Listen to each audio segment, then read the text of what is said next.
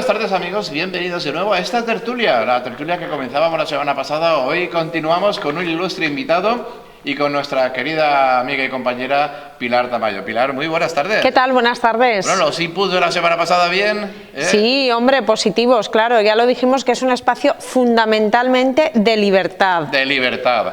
Ahora que se puede hablar con tan poca libertad por el miedo a que uno lo tachen de la fachosfera o incluso de fascista o incluso palabras más gruesas todavía. Permíteme, y aquí tenemos a un ilustre jurista, don Fernando de Rosa, buenas tardes. Muy buenas tardes. Y gracias por venir a la invitación que hemos cursado para que podamos charlar un ratito. Diputado nacional, Diputado además. nacional y magistrado, hay que decirlo.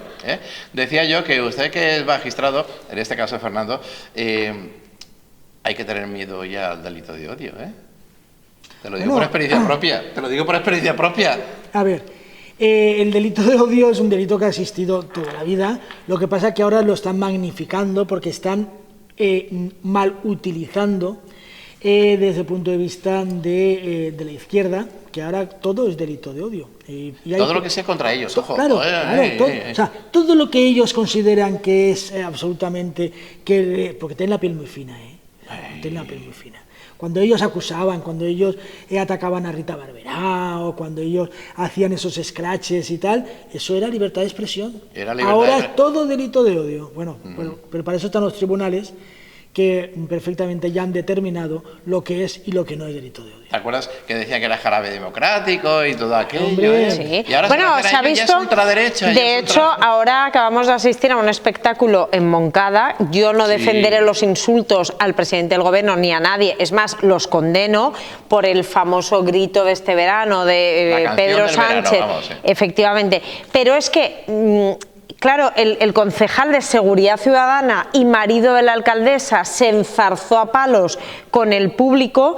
Eso cuando lo aguanta el jefe del Estado, el rey, abucheos en un estadio de fútbol, por ejemplo, la final de la Copa del Rey es jarabe democrático y es libertad de expresión, y cuando va dirigido, en este caso, al presidente del gobierno, que insisto, yo condeno todo tipo de insulto, pero no solo hacia el presidente del gobierno porque es uno de los nuestros, es que el jefe del Estado, por ejemplo, está harto de escucharlo, o cuántos miembros del Partido Popular, asesinos, lladres, y utilizó la expresión que utilizaba además Mónica Oltra. Hombre, ¿cuántas veces Grecci en los plenos del Ayuntamiento de Valencia, cuando estaban los 9 imputados, que luego fueron absueltos, por cierto, por el pitufeo, los 9 concejales imputados, no había pleno que no le llamaran ladrones? Por eso digo que es que realmente la izquierda lo que está es utilizando todo esto para coartar. Lo que quieren es coartar la libertad de las personas. Yo tampoco soy partidario de que haya ningún tipo de agresividad ni física ni verbal. Yo creo que la educación hay que tenerlo ante todo, pero bueno, la izquierda, que siempre ha tenido como bandera el insulto, las amarretas de Mónica Oltra, que muy bien has recordado, acordados de las intifallas, ¿no? Sí. Las intifallas con Grecci, que señalaba y decía dónde iba a estar la alcaldesa para que se concentraran para insultar. Hoy mismo la secretaria general y ministra a ratos, Diana Morán, ha dicho... Ministra a ratos. No, claro, es que está más pendiente de la candidatura en Valencia que de gestionar su ministerio. Ha llamado asesino a Amazon en un desayuno en Europa Press, cuando hace unos días decía que no había que insultar porque ya lo que había pasado con el delegado de la DANA, el señor José María Ángel, ¿no? Que fíjate tú lo que había pasado. Esa es hipocresía. La doble vara. La hipocresía. Y eso es lo que tenemos que revelar. Por eso yo agradezco esta ventana de libertad que habéis abierto y que, bueno, que las veces que queráis. Fíjate, Fernando, estabas hablando ahora de violencia y hemos comentado el tema de la Vuelta Ciclista a España. Bueno. Si se está utilizando un espectáculo deportivo de primera magnitud, hoy la etapa que era en Valladolid ha tenido que acortarse para evitar incidentes. Pese a eso ha habido 3 personas detenidas por el uso de la violencia. El otro día en Bilbao no se pudo ni acabar la etapa. Ayer o antes de ayer también un árbol cortó la calzada. Los ciclistas han votado que si continúa la violencia van a pedir el fin de la Vuelta Ciclista a España. Todo enarbolando la libertad del pueblo palestino, pero utilizando la violencia. Yo no sé lo que tiene que ver la Vuelta Ciclista con lo que está ocurriendo en Gaza. En Gaza. O sea, da igual, porque no se ha hecho con lo que está ocurriendo en Ucrania, no se ha hecho con lo que las matanzas que hay en el Congo o que hay en muchos países africanos, o con lo que ha ocurrido en Venezuela, ¿no? Que hemos visto como más de 6 millones de venezolanos han tenido que salir huyendo. Para eso no ha habido manifestaciones. Pero yo creo que todo esto que está ocurriendo es porque el gobierno quiere. El gobierno está utilizando el tema en Gaza para intentar tapar pues, la declaración del otro día de la imputada Begoña Gómez, 5 delitos sí, señor. Que suman 25 años de petición de pena, del fiscal general del Estado, que se va a sentar en el banquillo, así que luego hablamos de que Santos Cerdán está en la cárcel. Toda esa realidad de corrupción que el mes que viene, en octubre, ya anuncian informes de la UCO demoledores contra el Partido Socialista, lo quieren esconder con la Volta Ciclista, y todo esto se hubiera acabado si el ministro Marlaska, que es el encargado de la seguridad ciudadana, hubiera puesto el mismo empeño que pone en otras situaciones, poniendo a la Guardia Civil para proteger la Volta Ciclista y que se pueda realizar.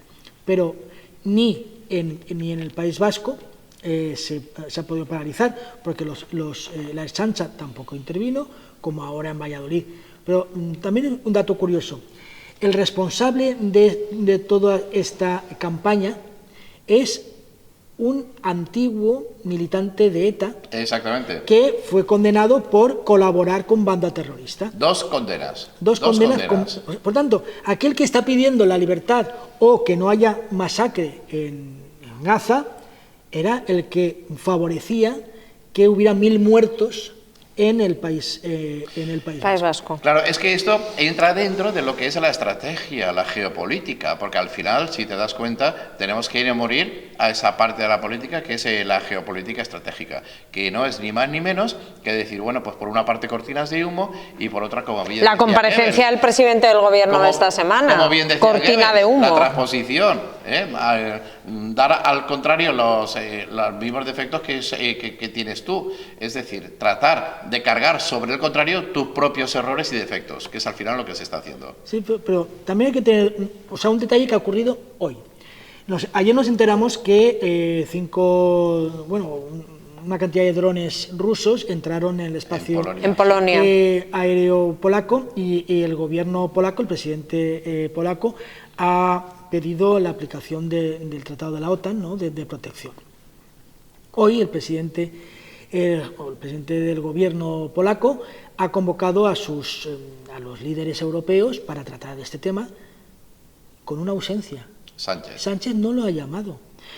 Porque realmente, si estamos en un club que es la Unión Europea, la geopolítica, como muy bien decías, se tiene que hacer de común acuerdo. Aquel que rompe las reglas de juego, pues al final el resto le dice, mira, oye, si tú vas por libre, ves por libre. Pero las decisiones, ya lo hemos visto, cuando se tuvo que reunir por el tema de Ucrania o otros temas, no lo han llamado. No lo han llamado porque está fuera. Porque está fuera, porque saben que es un hombre, Sánchez, que es una persona que no respeta los tratados internacionales, que está de corrupción hasta las cejas, y que lo único que está utilizando es su presencia internacional para favorecer, como fue la famosa fotografía en la cumbre de la OTAN, que voluntariamente pues, se puso dos metros más para allá, para no aparecer con el resto de líderes mundiales. Claro, los líderes mundiales, aparte que les entró la risa floja, pues realmente le dijeron, bueno, pues si tú quieres estar 2 metros fuera, vas a estar 2 metros fuera, no, 10 kilómetros fuera de lo que es la geopolítica.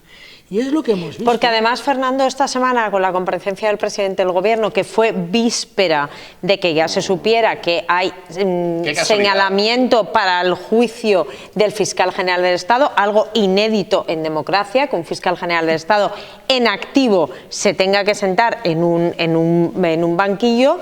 Él comparece y utiliza un vocablo para hablar sobre la situación de Gaza, que por supuesto nadie de los que estamos aquí, ni ninguna persona civilizada, está a favor del uso de la violencia en ninguna parte del planeta.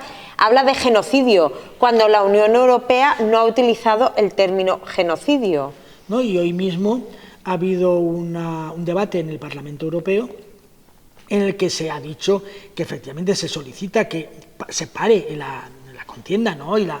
y que se abra negociaciones y que haya pues ayuda humanitaria al pueblo palestino, y no se ha votado el término genocidio, porque claro, el término genocidio, es que aquí somos muy alegres a utilizar los términos. El término genocidio solamente lo puede determinar la existencia un tribunal, el Tribunal Europeo o el Tribunal Europeo de Derechos Humanos o el Tribunal de Naciones Unidas, en el cual viene a determinar, en el cual se condene a un país por genocidio. Ocurrió, por ejemplo, con la antigua Yugoslavia, cuando se condenó a sus líderes serbios por las matanzas de Srebrenica, sí que se dijo un genocidio, porque fue declarado por los tribunales. Por tanto, eso es lo que hay que decir. Los tribunales lo determinarán o no, y lo que sí que hay que decir, y yo soy el primero, que debe parar una guerra, debe parar una... Pero también deben ser puestos en libertad, claro, los secuestrados. Lo que insto es que el pueblo palestino no tiene por qué soportar que lo tenga de rehén un grupo terrorista como Hamás. Porque efectivamente el grupo terrorista Hamás es el que tiene de rehén en primer lugar al pueblo palestino, y yo lo que considero es que los palestinos están sufriendo esa situación de que tienen unos dirigentes que son terroristas y que lo están padeciendo ellos. Por tanto, que se pongan en libertad a los rehenes y que empiece a haber una negociación, y yo estoy convencido que se llegará a un acuerdo. Pero a mí lo que me molesta de verdad es que el sufrimiento, en este caso de los palestinos, sea una cortina de humo utilizado por un gobierno indecente y corrupto para que no hablemos de la corrupción de su mujer, de su hermano, que por cierto el lunes la audiencia de Badajoz ya se va a pronunciar sobre el hermano, que se nos había olvidado, pero el hermano pero también está. Estamos hablando del día 15, lunes día 15. Claro, eso te digo, pero es que a mí me parece una indecencia que todo un gobierno como el de España utilice el sufrimiento legítimo de personas para que los españoles veamos la corrupción, el saqueo, el contratar a mujeres prostituidas, el realizar, el pasarse mujeres de las saunas de prostitución de la familia del presidente. Mientras en el Parlamento defiendes la abolición de la prostitución. Entonces me parece indecente, y lo tengo que decir, y lo tiene que todo el mundo saber. Se está utilizando el sufrimiento de las personas para tapar la corrupción de unos delincuentes. Ayer, el otro día lo escuchábamos en el hormiguero al propio Nacho Cano, como lo definía perfectamente. Estamos gobernados por un gobierno corrupto y criminal, y encima tengo miedo que por culpa de esto me pegue un tiro. Qué casualidad lo que ha pasado en Estados Unidos, al día siguiente de que Nacho Cano dijera eso. Ya, pero fíjate, el presidente del gobierno no ha condenado ese asesinato. No, ahí deja claro. Claro, es que no hay víctimas buenas y malas según la ideología. Las víctimas... Pero como es un influencer, era un influencer amigo de Trump... Claro. Ya, pero es que él construyó el muro, Fernando, en el discurso de investidura entre buenos y malos. Una víctima... Da igual, efectivamente. O sea, una persona que asesinan, pues es igual que se la asesinan Hay que condenar el asesinato, efectivamente. Si la asesinan en Estados Unidos o si la asesinan en Jerusalén, porque un compatriota nuestro, un chaval de 25 años, fue asesinado esta semana, lo asesinó Hamás. Y no ha salido el gobierno a condenarlo. Y solamente con la boca pequeña, un tuit. Y no aprovechó el presidente del gobierno, que estuvo ayer miércoles en el debate en el Congreso, para mandar las condolencias. Cuando yo he oído al presidente del gobierno lamentar el suicidio de un etarra en prisión, que mandó un abrazo a la familia del etarra que se suicidó, y lo dijo en el Congreso, y no tuvo unas palabras para un compatriota español que estaba en un autobús. Es un señor de Melilla, un chico joven que estaba estudiando, dando clases en Jerusalén, recién casado. O sea, pero es español. Es español. Y hoy es jueves, Fernando, y no estás en el Parlamento. Jueves y no estoy en el Parlamento. Hoy tenía que haber pleno, ¿no? No porque hagas absentismo. Estamos grabando esto, hay que decirlo, a 11 de septiembre. Sí. Y tenía que haber pleno. ¿Por qué no ha habido pleno hoy? Bueno, porque el señor en el Congreso de los Diputados. Pedro Sánchez, pues no sé si por sí mismo o a través de Illa, el presidente de la Generalitat Catalana, le prometió a Puigdemont que hoy no trabajáramos los diputados de toda España para que los diputados catalanes pudieran estar en la diada. Sin embargo, el día 9 de octubre, el día de la jueves también, no se suspende el pleno. No se suspende el pleno porque los valencianos debemos ya, o querrán que celebremos también la diada de 11 de septiembre, ¿no? Porque a este paso, después de lo de Álvarez, que dice que el valenciano no existe, después de que quieren subvencionar la Academia Valenciana de la Lengua, el Ministerio de Universidades, la señora Diana Morán, después de que el propio Illa vino aquí el otro día también a una conferencia y dijo que bueno, que los valencianos y los catalanes pues prácticamente somos los mismos, pues a lo mejor quieren que el 9 de octubre no lo celebremos y pasemos a celebrar el 11 de a este paso, ¿no? Seguimos con eso. Ya que te tenemos aquí, Fernando, y como magistrado, como jurista, me gustaría entrar de lleno, en barrera, en todos los temas judiciales nacionales que tenemos. No sé si vamos a tener tiempo.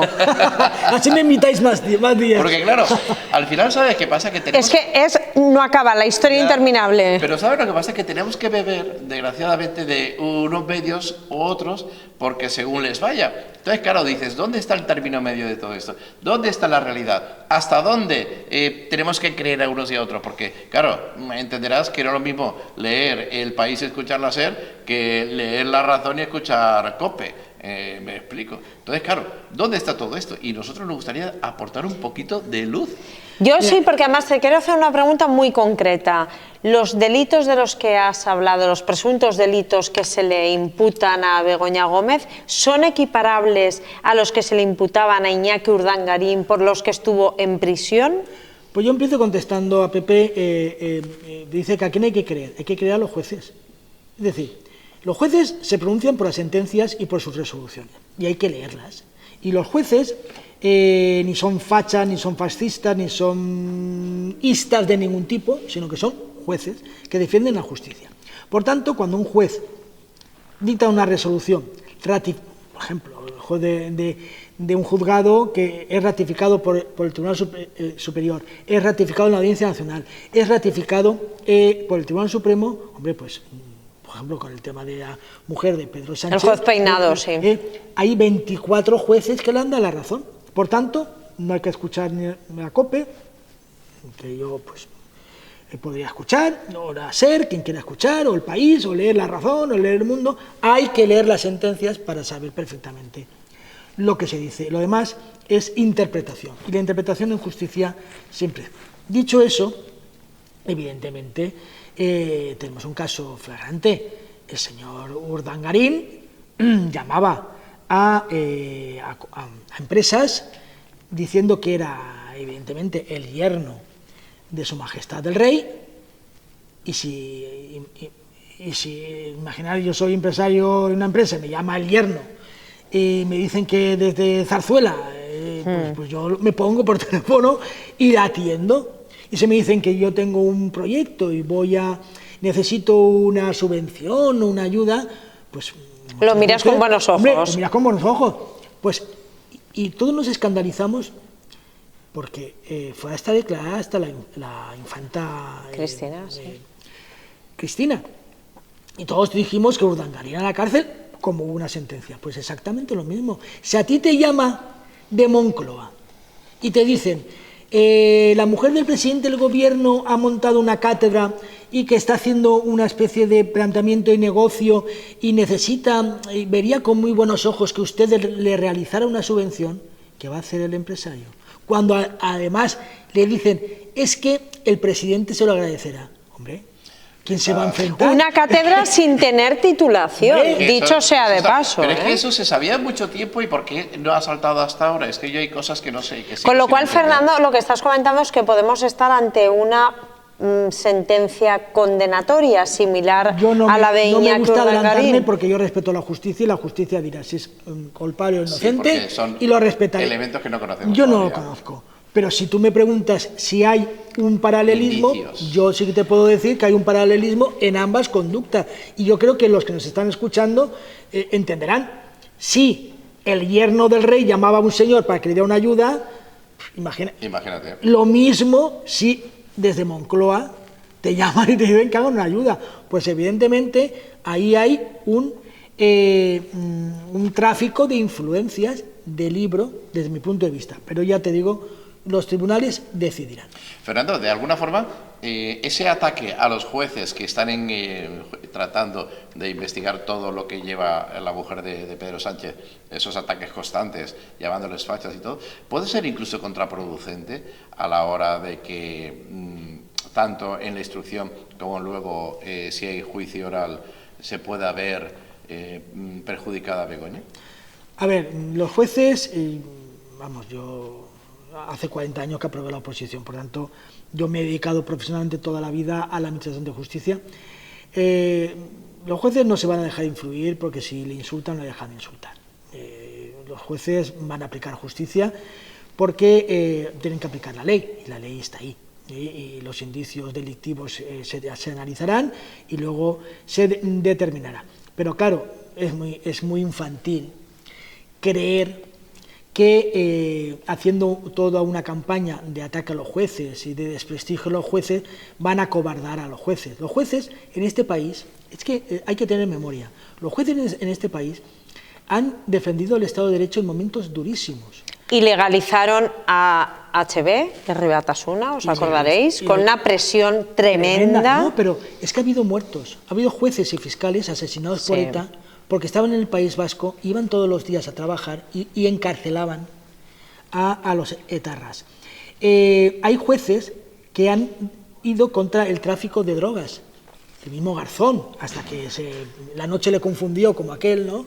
El mismo Garzón, o el mismo Marlaska, que también está bastante confundido últimamente, pues hicieron actuaciones muy positivas contra el tráfico de droga. Hay que acordar los jueces cuando dictaron sentencia cuando era el aceite de colza. O sea, es que hay que recordar todo lo que ha hecho la justicia y la trama de corrupción. La trama de corrupción que en este país ha afectado a muy distintos políticos y hay muy distintos partidos políticos, los jueces han hecho mucho por el Estado de Derecho, por la legalidad, por la decencia en este país. Por tanto, ahora que haya una nueva presión por parte del gobierno totalmente infantil, del presidente del gobierno, porque parece que diga, ay, con mi mujer no hay nadie que meterse, con mi hermano no hay nadie que meterse porque si no yo te voy a con mi fiscal general tampoco, tampoco. Que es del Estado, ¿no? No es del gobierno. Por eso te digo que no, es el fiscal general. No, pero se refieren a el fiscal general, a mi fiscal general. Te lo iba a decir, ¿de quién depende la fiscalía? Es que al final volvemos a... Están muy equivocados que si piensan que si de esa manera pueden acobardar a una justicia que en este país ha luchado por el Estado de Derecho, por la democracia. No hay que olvidarlo.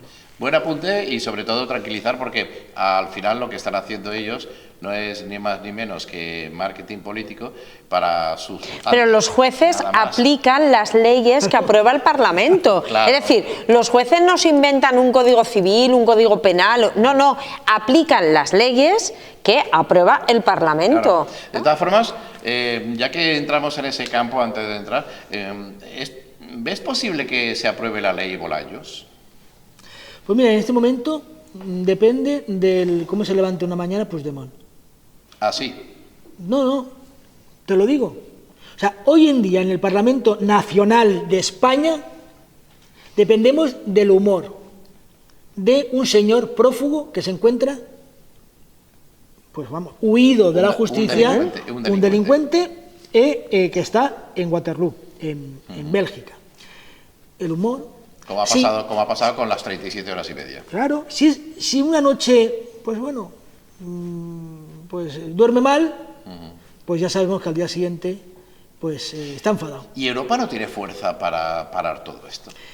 Es que muchas veces queremos que Europa nos resuelva nuestros problemas. Europa es un club de derechos y libertades que deja que cada país se tenga que organizar. Es que cuando decimos, es que Europa, es que yo creo que los españoles estamos muy a lo mejor por historia, siempre pensamos que otros no lo tienen que resolver.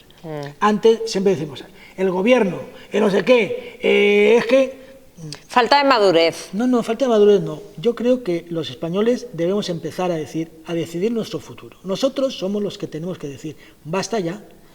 No decir, que nos lo resuelva Europa. Es que Europa al final dirá, oiga, si ustedes han votado a este señor, ¿qué le vamos a decir nosotros? O si este señor se ha aliado con fuerzas que están en el Parlamento, ¿qué vamos a hacer nosotros? Igual que no se lo dicen a Polonia o Italia, o no se lo dicen a Alemania, o a Noruega, o a Estonia. No, lo que sí que él podrá decir, cuando hay vulneración de derechos y libertades. En las leyes, por tanto, lo que se está denunciando ante el Parlamento Europeo es cuando haya la presión a los jueces, o la amnistía, cuando se considera que está afectando a dinero público, que eso sí que Europa lo tiene clarísimo, es decir, la corrupción económica, la utilización del dinero público, que al fin y al cabo la malversación, que es dinero europeo, sobre todo porque son fondos europeos lo que se ha malversado presuntamente por parte de Ábalos y Santos Cerdán, es dinero de los fondos europeos. Ahí Europa sí que se va a pronunciar. Sí ha habido, por lo tanto, la amnistía, que no hay que olvidar que la amnistía se está aplicando, pero el único problema que está teniendo la ley es que no se le está aplicando a Puigdemont. ¿Por qué? No se está aplicando a Puigdemont porque el Tribunal Supremo ha dicho que el delito de malversación, que es robar dinero público, el dinero de todos los españoles, que es dinero de la Unión Europea, no se le puede aplicar porque la Unión Europea, hay una sentencia del Tribunal Europeo de Derechos Humanos en que es inaplicable cualquier tipo de amnistía cuando se trata de malversación de caudales públicos. Por lo tanto, el Tribunal Supremo ha dicho, yo sigo la doctrina del Tribunal Europeo y lo ha reclamado ante el Tribunal Europeo y veremos lo que dice. Oye, ¿y Ábalos por qué no está en la cárcel, en prisión preventiva, como Santos Cerdán, que sí que lo está? ¿Es porque está aforado? ¿Es porque está colaborando con la justicia? Esta semana, tanto en Telecinco como The Objective han entrevistado a su exmujer. Entiendo que eso se incluirá también en el procedimiento judicial porque hay acusaciones gravísimas en el contenido de la entrevista. Ella afirma haber visto sobres con presunto dinero de caja B, que no sabía de dónde salía ese trasiego de dinero. Claro, y sorprende a la opinión pública que si Santos Cerdán está en prisión preventiva después de dejar su escaño, el señor Ábalos no lo esté. Esa es la diferencia. Que el aforamiento. Santos Cerdán dejó el escaño y por lo tanto ya dejó de ser aforado y por tanto se le pudo aplicar una pena, perdón, una prisión preventiva. Una medida cautelar. Ábalos ayer mismo estaba votando. Ayer mismo estaba en el Congreso, va 10 minutos que sigue cobrando antes, como diputado. Claro, es que va 10 minutos antes de cada votación, no aparece en todo el día. Alguien le avisará. Supongo que... ¿Cuál fue el sentido del voto de ayer, de la reducción de la jornada laboral? Él todas las votaciones apoya al PSOE. O sea, vamos, ese es el pacto que tienen. Él no le quitan el aforamiento y no le tal, a cambio de que él calle y vote lo que dice el Partido Socialista. Por tanto, porque necesitan su voto. Claro. Es que hoy en está día, muy ajustado, tan ajustado todo, como que ayer perdieron la reducción de la jornada laboral porque Junts votó junto con PP y Vox. Y también en otras medidas, que fue una petición de que nos aplicara la Agenda 2030, lo perdimos por un voto, por el voto de Ábalos. Que no se aplicara. Sí, hubo una moción, una interpelación, en la que se pedía que la Agenda 2030 se revisara, porque hay cuestiones que consideramos que no son aplicables, entonces lo perdimos por un voto. Que era el voto pero el PP estáis a favor de la Agenda 2030. ¿En el PP estáis a favor de la Agenda 2030? Es que la Agenda 2030 es muy general. Está desde el establecer ayudas a los agricultores para que puedan realizar su actividad, la protección de la infancia, y hay otras cosas que no nos gusta porque se han ido mal desarrollando. Ya. Porque una cosa es determinar, por ejemplo, que la sanidad ha de ser universal, en el cual estamos absolutamente de acuerdo, y luego también determinar que hay casos, por ejemplo, todo lo que afecta a la inmigración ilegal, que hay que adoptar medidas siempre y cuando delincan, como ha dicho Feijóo, aquel inmigrante ilegal que esté en España y delinca, tiene que ser expulsado. tiene que ser expulsado, que tiene que haber control de fronteras, claro que tiene que haber control de fronteras. Eso es de sentido común, porque Pero lo ha hecho... cualquier país lo hace. No, es que lo acaba de aprobar Portugal, lo ha establecido Reino Unido, en Italia ya sabemos cómo está actuando, la propia Alemania ha cambiado de criterio, los países nórdicos, Dinamarca, ha establecido una serie de medidas que aquellos inmigrantes ilegales que delincan no pueden continuar. Aquellos inmigrantes que no actúen conforme a nuestros principios de derechos y libertades no pueden continuar. Es decir, el delito, lo que es la ablación del clítoris de las mujeres, lo que es el matrimonio forzado, eso en España es ilegal. Sin embargo, sabes que toda la corriente que está viniendo, pues lo ejercen en sus propios países. Claro, por eso digo que... Y ese es el problema. El no respetar, o sea, la violencia de género. No adaptarse a nuestra cultura. Nuestra y ahora el tema y nuestro código penal. Y el tema de los menores no acompañados, que es una distribución seguramente política, por aquello de que, claro, no se establece un cupo para el País Vasco ni para Cataluña, sino para las demás comunidades autónomas gobernadas mayoritariamente por el PP. Sí que hay alguna comunidad autónoma que ha solicitado la paralización como medida cautelar. ¿Cómo quedará el asunto? Bueno, yo pues un asunto muy complejo, claro, que no, los menores no acompañados no son sillas que se depositan en un territorio, hay que dotarles de sanidad, de educación, de vivienda y de una hoja de futuro, claro, de una hoja de ruta. Sí, pero en primer lugar yo creo que un menor no acompañado donde mejor está es con sus padres. Es decir, yo creo que un menor que donde debe desarrollarse es en su familia y por tanto hay que procurar que si ha huido por tema de guerra, por tema de hambruna, lo que sea, pues protegerlo. Pero lo que también hay que ver es cómo ha llegado ese menor aquí. Eso en primer lugar. En segundo lugar, los menores no acompañados hay que determinar que efectivamente sean menores. Por tanto, porque hay muchos forenses que tienen que determinar si es menor o no es menor. Porque si no es menor, no se le tiene que aplicar toda aquella acción cuando se trate de proteger a un menor.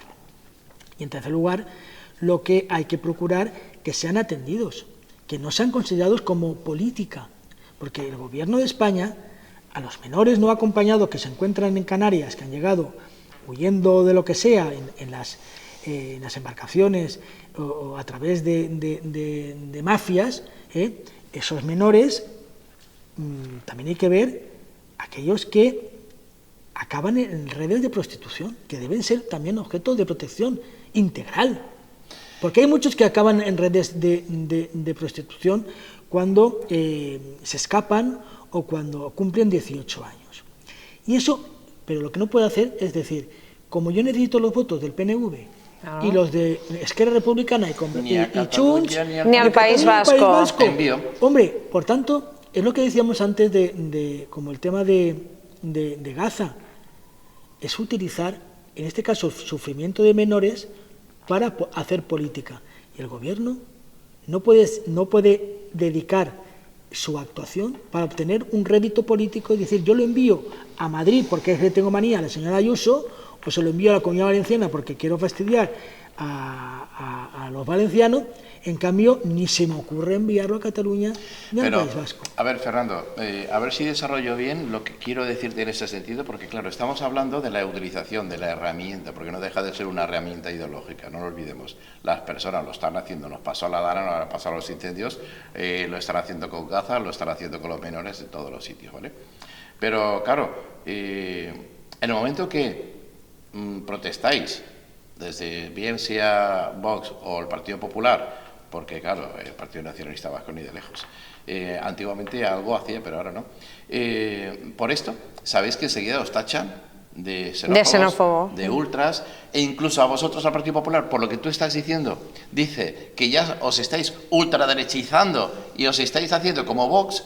Entonces, claro, no solamente tienen preparado, que para eso tiene casi 1000 asesores, Pedro Sánchez, no solamente tienen preparada el arma, sino también tienen la defensa, que los ataques a esa arma, no sé si me explico. Sí. Entonces, Mira, claro, vosotros, ¿eso cómo estáis preparados? Mira, en primer lugar, cuando ya al final la única defensa que tiene un gobierno es llamarte facha, cuando ya te lo dicen la 1001, pues ya te produce risa, ¿no? Y yo creo que... Te ha hecho callo. No es que te ha hecho callo, sino que realmente te hace una sonrisa. Porque hablar claro y decir las cosas, yo puedo estar equivocado o no, pero yo tengo un discurso y a mí lo que no me pueden rebatir mi discurso sin dialogar, solamente diciendo no, es que eres un facha y no diálogo. Bueno, pues vamos a sentarnos y vamos a hablarlo. Eso es en toda vida la democracia. Tú dialogas y expones tu punto de vista y el otro tiene otro punto de vista, oye, y a intentar convencer. Claro. Estás viendo en debates en la sexta por eso te digo, no es así. pero por eso te digo que cuando tú hablas con claridad y expones un planteamiento, que oye, que hoy mismo el CIS sanchista. Bueno, otra herramienta. No, pero dice. Pagada con dinero público. El segundo problema que está teniendo, que dicen los españoles, lo dice el CIS. Sí. Primero la vivienda y segundo la inmigración. Cuando tú dices que la inmigración ilegal ha de ser controlada, pues tú estás hablando y exponiendo, y por mucho que te llamen facha, no dejará de ser una realidad que hay un problema de inmigración ilegal. Por mucho que te llamen facha, tú lo que no puedes decir que Bildu es un partido político decente, pues no lo vas a decir. Por mucho que te llamen facha, fascista, no puedes dejar de decir que la señora Begoña Gómez está pentaimputada, y por mucho que te llamen de la fachofera, no vas a decir que el fiscal general del Estado va a sentarse por cometer delitos. Y si decirla claramente tu opinión es ser fascista, pues ya al final es ridículo, ¿no? Todo. Entonces es la táctica que está empleando el Partido Popular, dejarlo caer por su peso, que caiga de maduro. Es decir, todos estos insultos que al principio, o todas estas descalificaciones que al principio pueda dar una imagen de facha, de xenófobo, de homófobo, que a la larga la gente normal... Pero vamos a ver, Pepe, se da cuenta será de que eso lo menos demócrata no será que el presidente del gobierno salga diciendo que él, pase lo que pase, imputen a quien imputen, condenen a quien condenen, va a continuar, tenga o no presupuestos, porque tiene que evitar, como sea, que gobierne la ultraderecha. Oiga, en democracia los españoles votamos y decidimos qué gobierno queremos. Y todas las encuestas, menos el CIS, están dando la suma del PP y Vox, esta semana sin ir más lejos, más de 200 escaños. Pero ya como ya al final también es facha hasta Felipe González. Sí, claro. Sobre todo Felipe González. Alfonso Guerra. Guerra. Felipe González ayer en unas declaraciones dijo que es totalmente antidemocrático decir que no convoque elecciones porque lo va a ganar la derecha. Claro, es que eso lo ha dicho, claro. Felipe González, que hoy en día, ayer mismo, un diputado socialista lo insultó en el pleno, lo insultó a Felipe González. Felipe González, en el año 96, cuando no consiguió sacar unos presupuestos generales del Estado, convocó elecciones sabiendo que las iba a ganar Aznar. Hasta Zapatero, que mi opinión de Zapatero es perfectamente descriptible, convocó en el año 2011 unas elecciones cuando hundió España, acordaros, cuando hundió la economía española, sabiendo que Rajoy iba a sacar mayoría absoluta. Pero convocó elecciones porque los ciudadanos tenemos derecho a pronunciarnos ante una situación compleja y complicada. Hay que dar normalidad. Sánchez no quiere. Pero tan mal está el Partido Socialista que dentro no hay nadie que le diga: te estás hundiendo el partido, tío, porque esto es pan para hoy y hambre para mañana. No hay nadie en el Partido Socialista que se lo diga. Pues ya ves que no, porque creo que lo comentábamos la semana pasada, que el Partido Socialista ha dejado de ser un partido socialdemócrata, como lo fue con Felipe González, año 82, 202 escaños. No ha habido ningún partido en la democracia española que haya igualado los 202 escaños del Partido Socialista de Felipe González en el año 82. Pero se ha convertido, a mi modo de ver, en un partido nacionalista entregado al País Vasco y a Cataluña. Y pasan olímpicamente de los demás territorios. Dan por perdido Andalucía, dan por perdido Madrid, la Comunidad Valenciana, porque están entregados a Cataluña y al País Vasco. Mira, yo más que estando de acuerdo contigo, Pilar, yo lo que creo es que hay un terror absolutamente a la justicia y a la Guardia Civil. Es decir, tú dices, Sánchez sabe que si convoca elecciones va a perderlas y ya no va a tener el BOE ni va a tener la facultad de presionar, y que puede perfectamente existir una acusación o una investigación a su persona.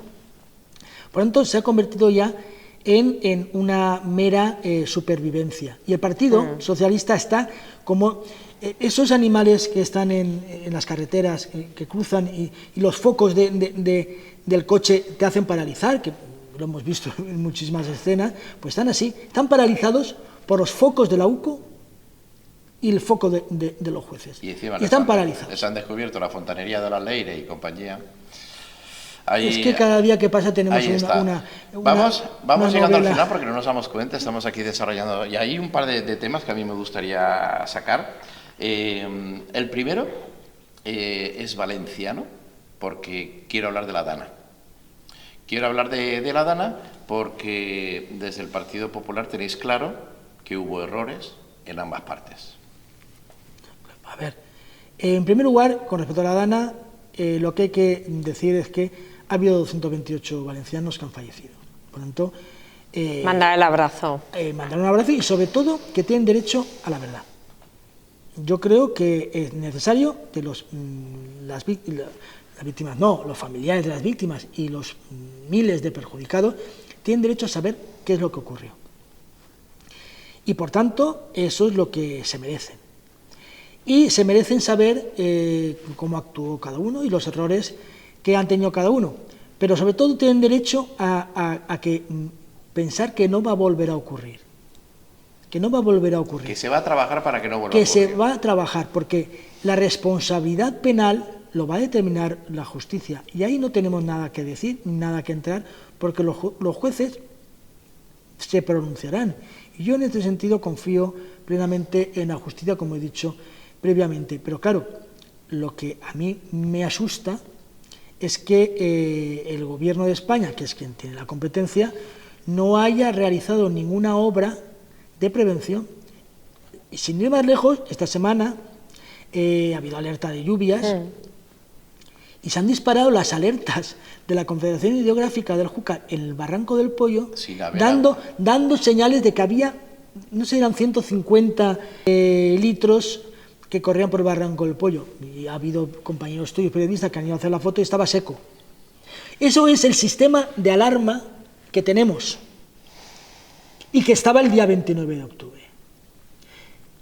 Por tanto, si no tenemos un sistema de prevención, si no sabemos si se van a hacer las obras de las presas que retengan el agua, si no sabemos si se han limpiado los barrancos, porque ¿se está actuando en el Pollo, en la Saleta? No. ¿Y en el Carraiset? ¿Qué pasa en el Carraiset? Claro, la zona norte. En los barrancos que en las marinas. En las marinas. Claro. Porque hay que tener en cuenta que la geografía de la provincia de Valenciana es inundable, es muy compleja. Tiene, hemos visto la Albufera, todos los barrancos que vienen de la serranía desembocan en la Albufera, porque la Albufera históricamente era una zona de aluvión del agua, pero luego está la marjal Pego, Oliva, está la marjal de Canet, Sagunto, son toda la costa, son marjales que desemboca el agua que viene de las montañas del interior, de la serranía de Cuenca, de la serranía de Utiel, el Magro que donde llovió en la cabecera, que era Utiel, donde a primera hora de la mañana llovía, era el que afectó al Gemesí y a la presa de Forata, todo eso le corresponde a la Confederación Hidrográfica del Júcar. Y evidentemente no han hecho ninguna obra. Hoy mismo, y con esto acabo, ha habido un informe que ha presentado la propia Confederación diciendo que las obras de protección fueron autorizadas por el gobierno de Rajoy. Es que lo ha reconocido y se ha llevado al juzgado. Y hoy se han publicado, hoy mismo. Invito a los que están escuchando que lo lean. Pero que la Generalitat Valenciana del Botànic, Compromís y el PSOE las paralizaron porque aprobaron la ley de la huerta, en la que, según las palabras del alcalde de Aldaya, se protegía más las lechugas que las personas. Y ese ha sido el problema. Por eso yo te digo, la Dana, errores, todos. Pero los errores se verán en el juzgado, se determinará qué es lo que ocurrió, porque las víctimas tienen derecho a la verdad, pero los restos de los valencianos tenemos derecho a que se nos proteja. Y ese es el gobierno de España. Presas, limpieza de barrancos, canalizaciones y un plan como lo que ocurrió en el año 57 con el Plan Sur. Es que la ciudad de Valencia se salvó por el Plan Sur. Hay que decirlo, esto no fue ciencia ficción, claro que no. La zona norte, desde el Plan Sur, desde el Río Nuevo hacia arriba, hacia la zona norte, se salvó por eso. Claro. Donde Fernando y yo vivimos, que es en el cauce prácticamente, nos hubiéramos sufrido el 29 de octubre si no hubiera estado el Plan Sur. Pero sí es que hay que recordar a nuestros padres, yo de pequeñito me contaban cómo fue la riada en Valencia, claro, y cómo se luchó posteriormente para que hubiera medidas. El cauce nuevo del río fue una medida que se hizo, que ahora hubiera sido imposible realizar porque la legislación del PSOE y Compromís del Botánico lo hubiera prohibido. Claro. E incluso Ribó, este alcalde que tuvimos en Valencia, que parece que ha desaparecido, con la piscina de Alboraya, quería renaturalizar, quería plantar árboles en el Río Nuevo. Es decir, imagínate, cañas y que hubiera supuesto el arrasito y todo eso, ese material hubiera colapsado la Malvarrosa y hubiera colapsado toda la zona de la Punta y de Nazaret. Y hubiera arrastrado al resto del marítimo. Claro. Dejadme que os haga la segunda parte de la pregunta, porque Dara tiene una segunda pregunta, y es que, después de haber comentado los errores cometidos por las dos partes, resulta que estamos viendo como cada día 29 se producen manifestaciones y concentraciones llamando a Amazon asesino, llamando a Amazon criminal, pero tirando de las manifestaciones a los que llevan una pancarta en contra de Sánchez, por su tardanza en enviar ayuda, como pudimos vivir, porque lo vivimos más de 4 días, o la falta de ayuda que estamos sufriendo desde que se produjo la Dana, o la falta de medidas de previsión.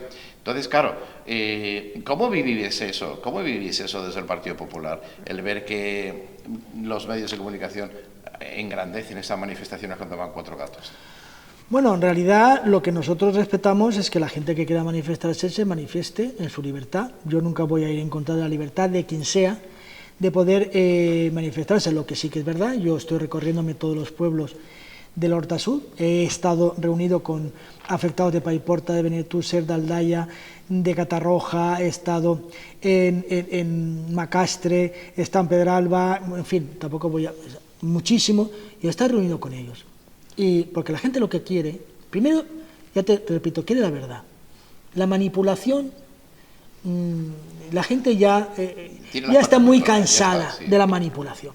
En segundo, la cantidad de asistentes a la manifestación. Bueno, pero me refiero, la gente está cansada de la manipulación.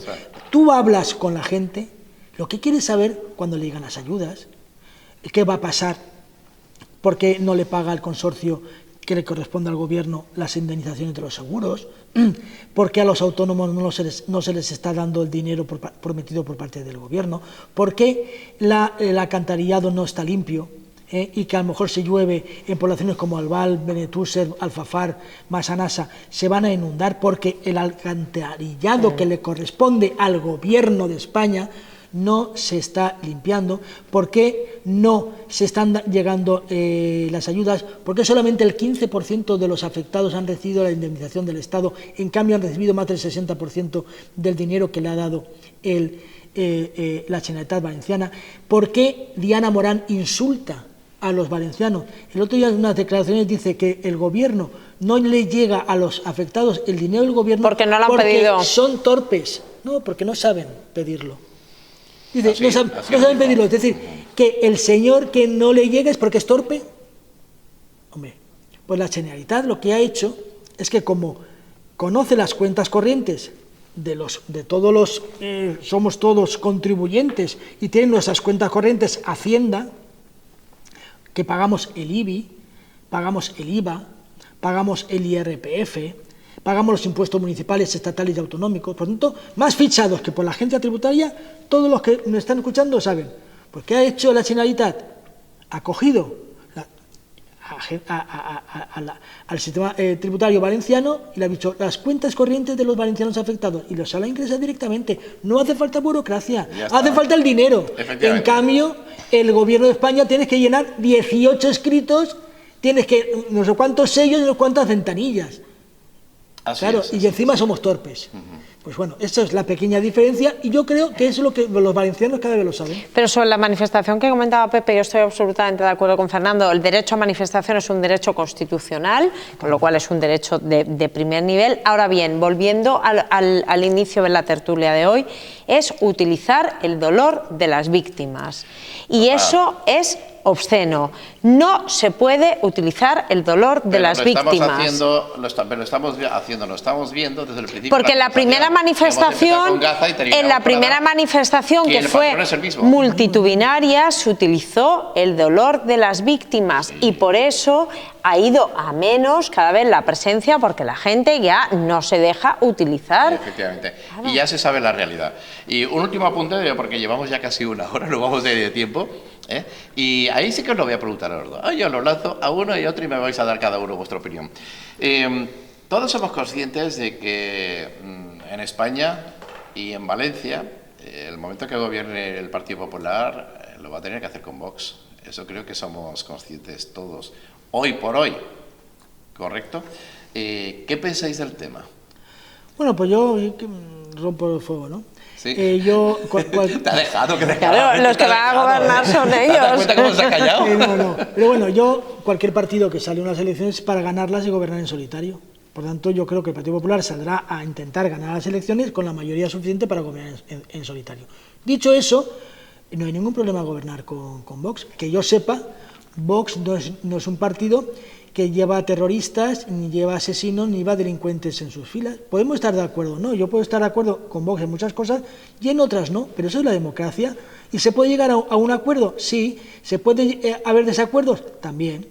Pero lo que nunca va a hacer el Partido Popular es gobernar con delincuentes. No va a hacer ni que entre la Moncloa Bildu, ni que aquellos que han cometido un golpe de Estado sean los que determinen la política de este país.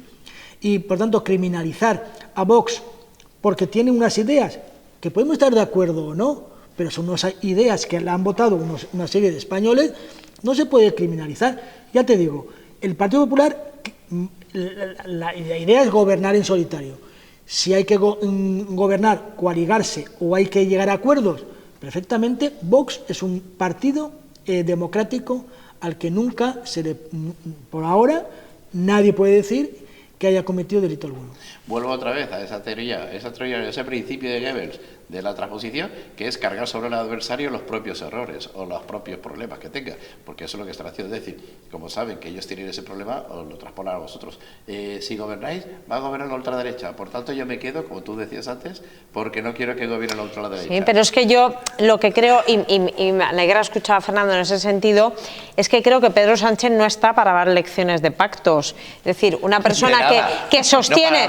No, pero en este caso de pactos, una persona que sostiene su gobierno a través de un prófugo que no pisa territorio nacional, porque en el momento que pise tiene que ser detenido y conducido a sede judicial, un señor que gobierna apoyado también en los herederos de la banda ETA, no está para dar lecciones de nadie, apoyado en partidos comunistas que, bueno, que defienden la escuela pública, aunque después, haciendo el uso de su libertad de elección, llevan a sus hijos a la escuela privada, que es otro tema, el tema de Podemos. No está para dar lecciones de nada. Y el Partido Popular se tiene que quitar el complejo de un posible pacto con Vox. Mire, en la Comunidad Valenciana el Partido Popular gobierna con Vox en todas las instituciones, y yo lo he dicho como mujer, a mí no me han perseguido por la calle, ni he visto mis derechos recortados por el hecho de ser mujer. Con Vox gobierna la Diputación de Valencia, el Ayuntamiento de Valencia, la Generalitat Valenciana. Oiga, ha habido... ¿los valencianos tenemos menos derechos de los que teníamos? No, absolutamente no. Por tanto, que el PP se quite el complejo de la ultraderecha. Aparte que también habría que discutir si Vox es ultraderecha, que eso sería también harina de otro costal. A ver, no es que haya complejo. Lo que no podemos entrar es en las trampas de la izquierda. La izquierda quiere poner unas trampas diciendo si el PP gobierna con Vox es el fascismo. ¿Qué? ¿Y si gobierna el PSOE con Bildu? ¿Qué es? ¿Un terrorismo? Es sonreír ante esas expresiones, ante esas exageraciones, es sonreír y decir clarísimamente que los españoles decidirán con su voto lo que quieran que sea España. Y por tanto, como los españoles decidirán, y eso es la democracia, eso es lo que ocurrirá. ¿Y qué ocurrirá? Pues lo que estamos viendo en las encuestas auténticas, las reales. No los chistes, ¿no? Y que están diciendo que quieren los españoles por un tanto por ciento impresionante, casi el 50%, lo que no había ocurrido nunca, que la derecha y el centro derecha en España sumara más del 50% de los votos, nunca ha ocurrido. Quieren que se vaya Sánchez. Quieren que se vaya Sánchez. Y si yo fuera socialista, que no lo soy evidentemente, lo que estaría deseando es que se fuera Sánchez, porque está destrozando por muchos años la posibilidad de que un partido socialista, que también tiene que existir un partido socialista en España, porque la alternancia es lo que mueve, es el motor de la democracia, absolutamente. Van a condenar a que el Partido Socialista ocurra como ha ocurrido en Italia, que ya ni existe, o que en Francia, que esté en un 10%, residual, que en Alemania haya pasado a la tercera posición, que hoy en día las encuestas en Inglaterra dicen que va a perder el gobierno, que en Portugal han perdido unas elecciones masivamente, que estamos viendo lo que ha ocurrido en todos los países del este de europeo, en que el Partido Socialista no existe. En Grecia fue sorpasado por la extrema izquierda. Eso es lo que va a ocurrir por tanto, si yo fuera socialista, estaría deseando que se fuera Sánchez, porque va a condenar al PSOE por muchos años al ostracismo. Bueno, pues aquí lo dejamos porque estaríamos aquí hablando y se me ha quedado algún tema, no penséis que... Pero Fernando volverá. Porque me gustaría haber hablado de von der Leyen y también de la influencia de González Pons en ciertos temas. Y la VL, que al final no la hemos tocado. Y los 200.000 euros que Diana Morán va a dar como ministra, no los hemos analizado, los hemos pasado un poquito por encima, pero será en otra ocasión porque es que se nos va el tiempo. Pues ya sabéis que cuando queráis, a vuestra disposición estar aquí con vosotros. Contamos con ellos siempre y cuando no tengas pleno. Bueno, pues siempre cabe, como esto es una sorpresa, es un huevo. Sí? Hoy en día la señora Armengol es un huevo Kinder. Bueno, todas sabiendo son sorpresas. Bueno, todos los días. Todos los días nos dan una sorpresa. Sí, y cuando no, te apaga el micrófono cuando llega el momento exacto, y si es rufián, te lo deja... No, exactamente. Eso a Feijóo... A Feijóo no, pero Rufián se puede pasar. ¿Y tanto? Lo dejamos ahí. Fernando de Rosa, diputado en las Cortes Españolas, en el Congreso de los Diputados por el Partido Popular, y también magistrado, no lo olvidemos. Que ha sido un placer y, igualmente, por supuesto, aquí tienes tu casa y esta ventana la tienes abierta a todos los valencianos. Muchísimas gracias, y gracias porque esta ventana de libertad, que estéis muchos años aquí defendiendo lo que es el valencianismo y la libertad. Sí, porque lo que queremos, ¿verdad, Pilar? Que entre aire fresco con esta Sí, ventana. sí, sí, y una apostilla a su currículum. Venga, va. Además, nosotros que somos muy de fallas, y tío y padrino de Fallera Mayor de Valencia, 2014, Carmen Sancho, que eso él lo lleva como un honor. Sí, señor. Ahora que empieza el proceso de elección de la Fallera Mayor de Valencia y Fallera Mayor Infantil 2026, aquí estamos con un tío de una Fallera Mayor de Valencia muy querida 2014. Que para eso estamos en Onda Fallera. ¿Cómo disfrutamos ese año? ¿Verdad que sí? Un año Hija de la presidenta del Ateneo. Y recordada, Carmen. Bueno, pues amigos, hasta aquí la ventana azul por hoy. Gracias por haber estado ahí y os esperamos la semana que viene. Y gracias también a Alejandro y a Nuria, que nos tenemos detrás de las cámaras de técnicos y no les hemos dicho nada, ¿eh? Alejandro Cortés y Nuria Pellegrí, muchísimas gracias y hasta la semana que viene. Hasta luego.